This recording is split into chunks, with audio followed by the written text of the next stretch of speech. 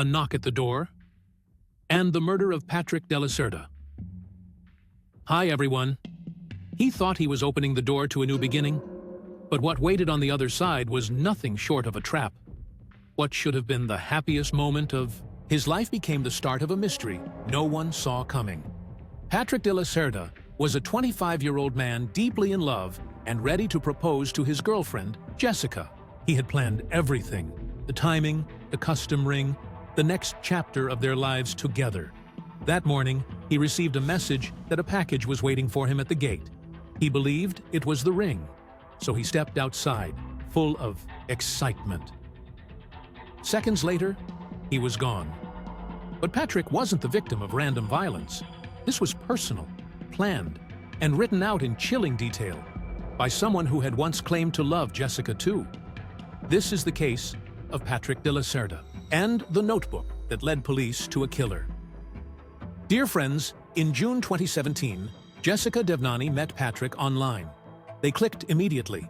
She was just out of a difficult relationship, and Patrick, handsome, kind, and genuine, felt like a fresh start.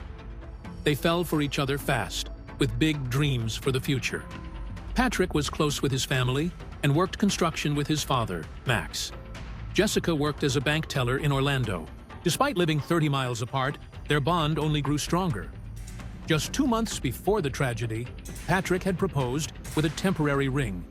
He was waiting for the custom ring he'd ordered to arrive.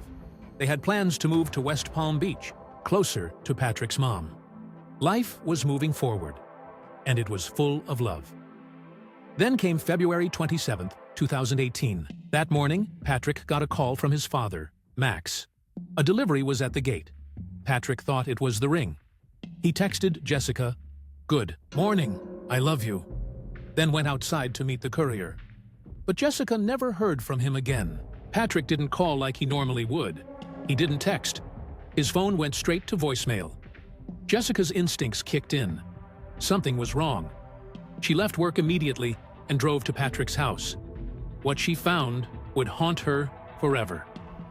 The front door was open, glass was shattered, and Patrick was lying on the ground, unresponsive, surrounded by blood. He had been shot 4 times through the front door with a high-powered rifle. There was no sign of forced entry, no surveillance footage. His computer was missing. The killer had planned every step. Police arrived within minutes. The scene was devastating. Jessica was pacing outside in shock. Patrick's father arrived soon after. Together, they were left with the unimaginable. Patrick was gone. Detectives quickly determined this was not a random act. Shell casings from a rare type of ammunition, 300 blackout, were recovered. It suggested the shooter used a semi-automatic rifle and had fired at close range. Whoever did this knew what they were doing. At first, police considered a prior dispute with a neighbor who had once fired shots near Patrick's property. But that man was in jail at the time of the murder. He was ruled out. Then Jessica told detectives something that changed everything. She revealed she had previously been in a long-term relationship with a man named Gregory Bender. Wealthy, successful, and significantly older, Bender was a hedge fund manager who lived in a luxurious suburb of Orlando. When Jessica broke up with him, he didn't take it well. She described him as controlling, jealous, and obsessive. After she started dating Patrick, Bender had begun sending her disturbing messages, threatening voicemails, chilling phrases like, "I'm putting my plan into action." He even messaged Patrick directly, warning him to stay away. Jessica and Patrick had taken the threats seriously. They filed a restraining order. Bender was ordered to stay away from both of them and to surrender his firearms. But no one followed up. He never turned in the weapons. On the day of Patrick's death, something else happened.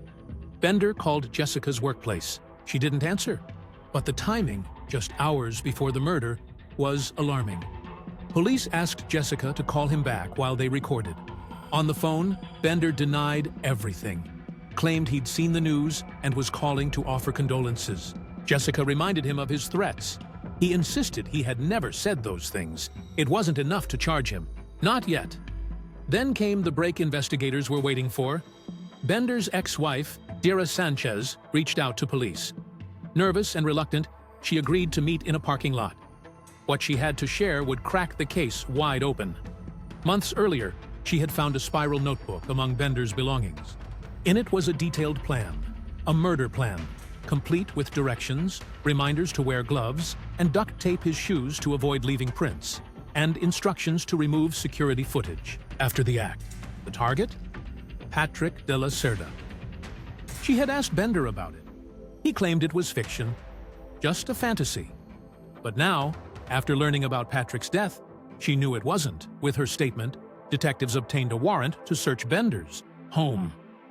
Inside his trash, they found crumpled notes matching the notebook description, handwritten plans detailing how to ambush Patrick.